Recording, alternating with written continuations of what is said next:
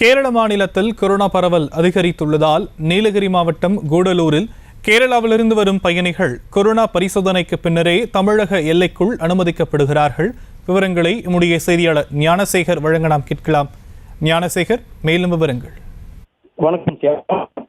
நீலகிரி மாவட்டம் கூடலூர் பகுதி கேரளா மாநில ஒட்டியுள்ள எல்லை பகுதி என்பதால் இங்கு 3 எல்லைகள் உள்ளது. கேரளாவை ஒட்டியுள்ள பகுதி என்பதால் எனவே கேரளா மாநிலத்தில் தற்போது இதுவரை 1000க்கும் மேற்பட்ட கொரோனாவால் பாதிக்கப்பட்டுள்ளனர். மேலும் ஒரு இறப்பும் பதிவாகியுள்ளது என தகவல் உள்ளது.